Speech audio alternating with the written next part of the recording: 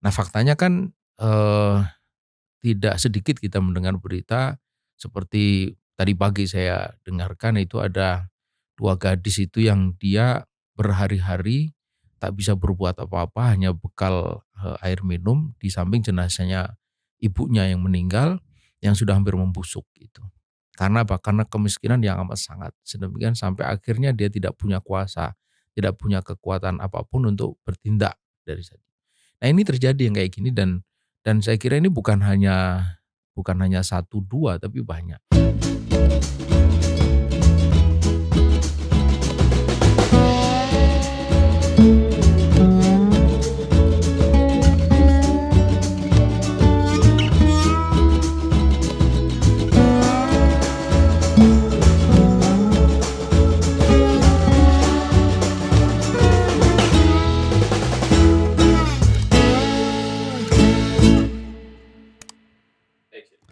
Bismillahirrahmanirrahim. Assalamualaikum warahmatullahi wabarakatuh.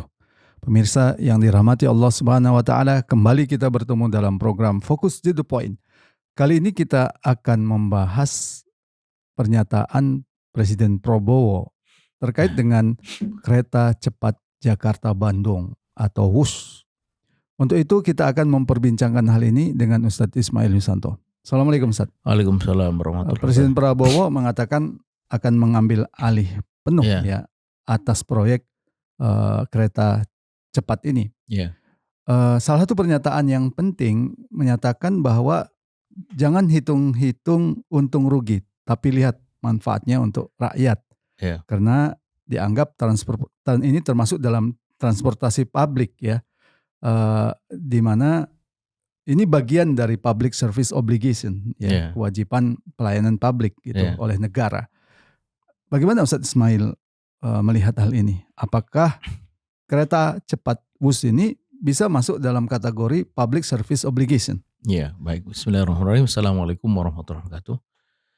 Ya, PSO atau public service obligation itu memang salah satu prinsip yang sangat penting yang menjadi salah satu kewajiban penting juga negara ya dimanapun, apalagi jika kita menggunakan perspektif Islam, karena politik dalam Islam itu diartikan sebagai riayah suhunil umat, pengaturan kehidupan umat. Dan kita tahu bahwa umat atau rakyat itu memerlukan apa yang disebut hajah asasiyah, ya, kebutuhan-kebutuhan dasar pribadi maupun hajah dzaruriyah, kebutuhan-kebutuhan publik. Kebutuhan pribadi seperti sandang papan pangan, kebutuhan publik itu seperti pendidikan, kesehatan, dan sekarang tentu saja adalah transportasi gitu. Karena itu betul bahwa memang PSO itu public service obligation itu salah satu kewajiban penting. Hanya yang perlu diperhatikan adalah bahwa sebelum kita melihat PSO dalam arti hajah dzaruriyah yaitu kebutuhan publik, mesti dilihat dulu kebutuhan asasiyah yang sifatnya personal itu. Oleh karena kita tahu bahwa tak ada seorang pun yang tidak memerlukan sandang papan pangan. Karena itu harus dipastikan bahwa tak ada seorang pun di negeri ini yang dia tidak mendapatkan 3 kebutuhan dasar itu. Nah faktanya kan tidak sedikit kita mendengar berita seperti tadi pagi saya dengarkan itu ada 2 gadis itu yang dia berhari-hari tak bisa berbuat apa-apa hanya bekal air minum di samping jenazahnya ibunya yang meninggal yang sudah hampir membusuk gitu. Karena apa? Karena kemiskinan yang amat sangat, sedemikian sampai akhirnya dia tidak punya kuasa, tidak punya kekuatan apapun untuk bertindak dari sana. Nah ini terjadi yang kayak gini dan saya kira ini bukan hanya satu 2 tapi banyak. Makanya ini mesti hal yang harus diperhatikan terlebih dahulu gitu. Iya, bagaimana kalau logikanya transportasi publik ini akan menggerakkan ekonomi yang ujung-ujungnya akan bisa memenuhi kebutuhan-kebutuhan pokok dari rakyat seperti makanan tadi. Nah, maka kemudian setelah yang pertama ini betul-betul terperhatikan, tertangani, maka kemudian bergerak kepada yang kedua. Kedua ini juga tidak kalah pentingnya karena ini menyangkut kebutuhan-kebutuhan yang juga berurusan dengan kemajuan satu masyarakat. Pendidikan misalnya, jelas itu. Lalu kesehatan jelas itu. Karena itu tidak boleh ada anak yang tidak bisa sekolah misalnya gitu. Atau mesti diperhatikan bagaimana sarana pendidikan, mulai dari gedungnya, meja, kursi, buku, termasuk tentu saja juga guru-gurunya. Nah, ini hari kita melihat tidak sedikit guru-guru itu yang sebulannya dapat gaji 300.000, 400.000 gitu. Dia bukan guru tetap, sudahlah rumahnya jauh, dia tetap perhatikan. Ini ada banyak yang kayak begini. Begitu sekolah yang ambruk, sekolah yang tidak punya meja, kursi, buku yang lusuh dan sebagainya dan sebagainya. Kemudian jarak yang sangat jauh, kemudian sarana untuk menuju ke sana yang juga tidak sepenuhnya mudah, ada yang nyebrang sungai dan sebagainya. Itu mesti selesai juga gitu. Kemudian kesehatan. Kesehatan nih jelas, prevalensi penyakit-penyakit dasar seperti kalau dulu itu ada TCD, tipus kolera dysentery, itu meski sudah sangat jauh masih juga dijumpai. Lalu ada tambahan lagi sekarang dengan, macam-macam lah gitu. Itu juga mesti dipastikan, sarana kesehatan, akses untuk mendapatkan layanan kesehatan. Kemudian transportasi, gitu. Nah, hanya transportasi ini juga bertingkat-tingkat karena, transportasi itu ada menyangkut sarananya, jalan, jembatan, kemudian ada menyangkut moda angkutannya. Mulai dari, kendaraan yang sederhana sampai kepada yang sudah canggih seperti misalnya pesawat dan seterusnya gitu. Nah, dari sana sebenarnya secara objektif bisa dilihat kok gitu. Bisa dilihat apakah public services itu memang sudah sampai kepada peringkat seperti itu atau tidak. Ya, seperti menyangkut, eee, kereta cepat tadi itu gitu. Kalau kereta cepat itu dianggap sebagai public service obligation, maka di mana obligasinya itu, gitu. Karena obligasi itu kan pertama itu pasti menyangkut, siapa yang menjadi sasaran, gitu. Kalau dia itu, kereta dengan bayaran yang sangat tinggi, eee, hanya untuk jarak sekian itu 140, 150 kilo, maka pasti ini hanya, eee, hanya sebagian kecil, kecil sekali dari publik itu yang dilayani. Sementara biayanya sangat besar. Nah, ini pasti akan terkait dengan ketidakadilan, ya, soal keadilan. Karena publik ini itu kan banyak gitu. 130 triliun itu kalau di dalam catatan saya itu bisa digunakan untuk membangun, banyak sekali sarana-sarana publik yang lain gitu. Yang ini, tentu akan lebih bermanfaat, bagi publik secara keseluruhan gitu.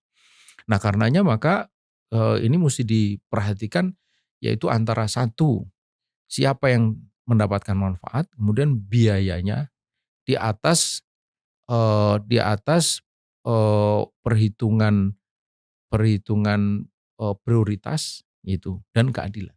Nah itu. Ya, beberapa pihak memang menyatakan seperti itu, Ustadz Ismail. Iya, Kalau tiketnya masih di atas kemampuan mayoritas iya, rakyat, ya itu berarti bukan public service gitu iya, ya. mhm, Padahal kalau kita lihat, masyarakat tuh sangat, membutuhkan ya iya, sarana-sarana transportasi yang lain yang seharusnya iya, diprioritaskan. iya. Menurut Ustadz Ismail, apa yang seharusnya diprioritaskan terkait dengan, transportasi publik ini? Eee, yang pertama itu adalah bahwa kita lihat di negeri ini memang jalan sudah jauh lebih bagus dibanding dengan pada masa dahulu ya, orde lama apalagi awal kemerdekaan. Tapi tidak sedikit juga jalan yang masih berlubang-lubang ya kan. Kemudian, itu ada jalan tol itu udah bagus, tetapi juga ada jalan arteri yang tidak berbayar mestinya juga harus sebagus, jalan tol dalam arti bahwa dia juga memberikan akses mobilitas kepada, anggota masyarakat. Kemudian ada jembatan, ada macam-macam gitu yang itu mestinya juga, diperhatikan. Oleh karena kita tahu bahwa kalau kita hitung antara mereka yang menggunakan sarana-sarana transportasi yang katakanlah mahal dan canggih itu dibanding dengan publik secara keseluruhan, pasti lebih banyak yang dia tidak menggunakan sarana-sarana yang canggih tadi itu, gitu.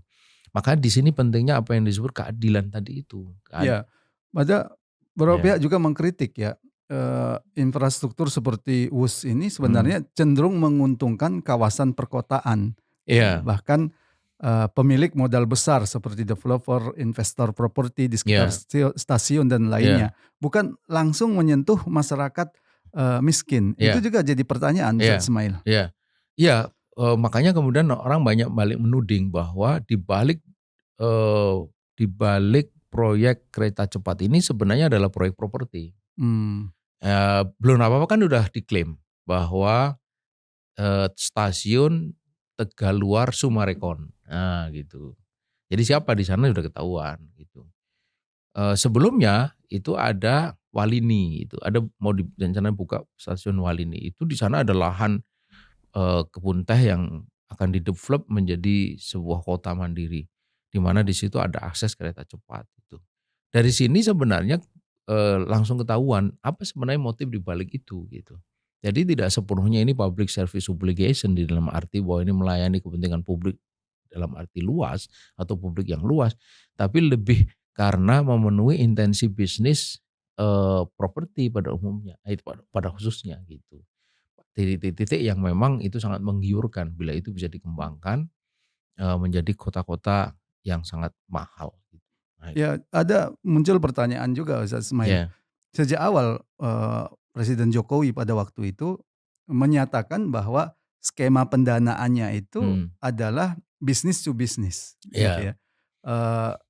Walau artinya apa? Kalau business to business itu kan seharusnya negara minim sekali peran pendanaannya di situ ya.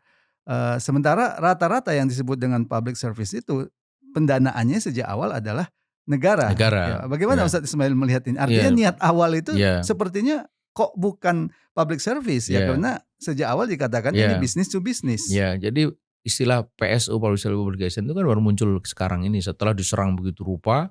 Di antaranya rencana mau membail out itu semua utang dengan APBN, baru keluarlah istilah PSO itu semacam menjadi tameng gitu untuk melegitimasi bahwa memang ini layak untuk dibiayai oleh APBN. Tapi intensi awalnya kan memang betul ini business to business gitu. Karena itu maka penting ini ada investigasi, ada audit policy, audit kebijakan. Kenapa bisa begini gitu? Tidak boleh pengambil kebijakan itu kemudian berlindung di balik narasi-narasi yang dari awal itu tak pernah disebutkan gitu. Kemudian yang kedua baru nanti audit hukum, audit keuangan. Saya ingin kembali ke soal ini. Ini soal kelayakan dalam arti keadilan tadi itu. Dengan 120 triliun itu bisa ini kalau dipakai untuk pengembangan KRL ya, Jabodetabek, Jogja, Solo, itu 24,3 miliar penumpang. Nah itu. Kemudian kalau itu digunakan untuk elektrifikasi kereta, itu bisa 6.036 km elektrifikasi jalur kereta api normal. Panjang sekali ini. Kemudian kalau kita bikin LRT, ya itu 163 kilo. Itu bisa sampai Bogor terus bahkan mungkin sampai ke sana ya. Kemudian bisa membangun 2051 km jalur kereta api baru. Yang tentu ini juga penumpangnya akan jauh lebih besar, termasuk jika ini dikembangkan di Sumatera, Kalimantan maupun Sulawesi gitu. Nah, tapi uang 120 triliun itu hanya untuk sak cuprit ya, 150 km Jakarta Bandung dan dinikmati oleh 2 tahun itu disebut berapa juta itu. Hanya tapi itu 2 tahun gitu. Setiap hari hanya sekian ribu orang. Nah, itu menunjukkan ketidakadilan. Karena itu ini agak absurd kalau disebut ini masuk dalam public service obligation gitu. Baik, Ustaz Ismail, terima kasih. Pemirsa, demikian tadi diskusi kita khususnya tentang public service obligation ya. Apakah benar kereta cepat Wus ini masuk di sana, sementara yang menikmati itu hanya sebagian masyarakat, terutama yang berpenghasilan besar atau tinggi ya. Masih banyak kebutuhan-kebutuhan lain yang dibutuhkan oleh masyarakat. Ini tentu menjadi tanda tanya besar. Semoga bermanfaat. Assalamualaikum warahmatullahi wabarakatuh. Waalaikumsalam.